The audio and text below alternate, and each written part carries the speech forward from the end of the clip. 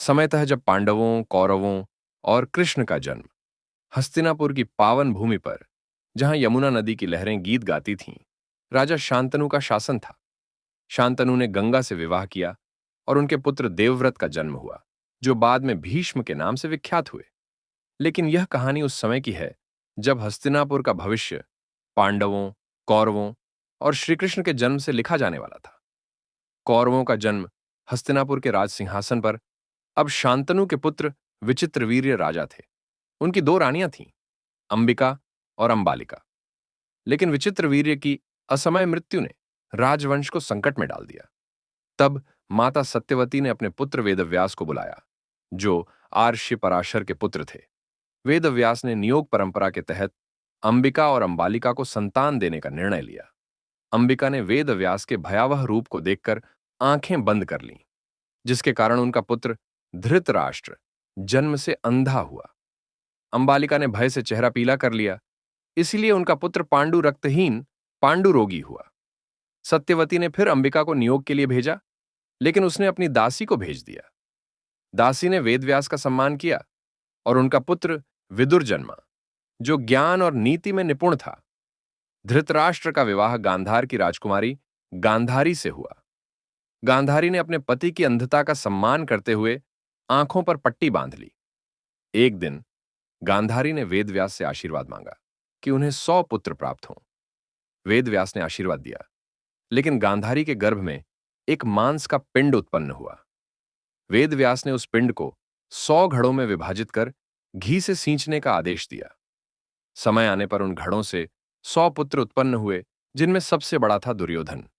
ये थे कौरव, जिनका नेतृत्व दुर्योधन और उसके भाई दुशासन ने किया। पांडवों का जन्म पांडु का विवाह कुंती और माद्री से हुआ। कुंती को ऋषि दुर्वासा से एक मंत्र प्राप्त था, जिससे वह किसी भी देवता को बुलाकर संतान प्राप्त कर सकती थी।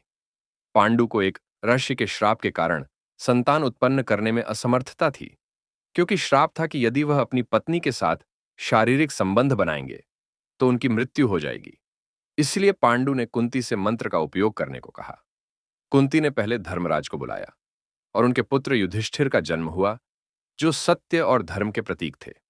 फिर वायुदेव को बुलाया और भीमसेन जन्मे, जो बल में अद्वितीय थे। तीसरे में इंद्र को बुलाया और अर्जुन का जन्म हुआ, जो धनुर्विद्या में निपुण थे। कुंती ने मंत्र माद्री को भी सिखाया। माद्री ने अश्विनी कुमारों को बुलाया और जुड़वां पुत्र नकुल और सहदेव जन्मे, जो सुंदरता और बुद्धि में अनुपम थे। इस प्रकार 5 पांडवों का जन्म हुआ। श्रीकृष्ण का जन्म उधर मथुरा में यादवों के बीच एक और दैवीय कहानी जन्म ले रही थी। राजा कंस ने अपनी बहन देवकी का विवाह वसुदेव से किया, लेकिन आकाशवाणी ने भविष्यवाणी की कि देवकी का 8वां पुत्र कंस का वध करेगा। डरकर कंस ने देवकी और वसुदेव को कारागार में डाल दिया। कंस ने उनके पहले 6 बच्चों को मार डाला। 7वां गर्भ भगवान विष्णु की माया से रोहिणी के गर्भ में स्थानांतरित हुआ और बलराम का जन्म हुआ। 8वें पुत्र के जन्म की रात मथुरा में तूफान मचा। कारागार के द्वार अपने आप खुल गए और सैनिक गहरी निद्रा में सो गए। वसुदेव ने नवजात शिशु को टोकरी में रखा और यमुना नदी पार की।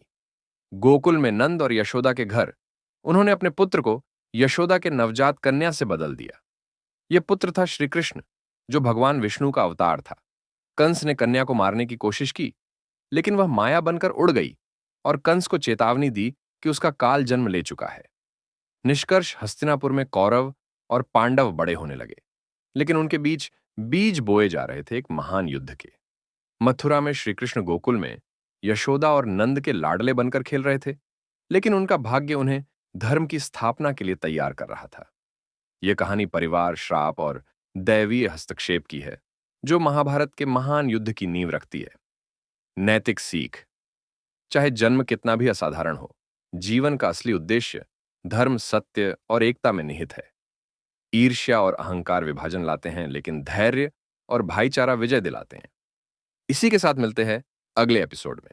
तो अभी चैनल को सब्सक्राइब कर लें।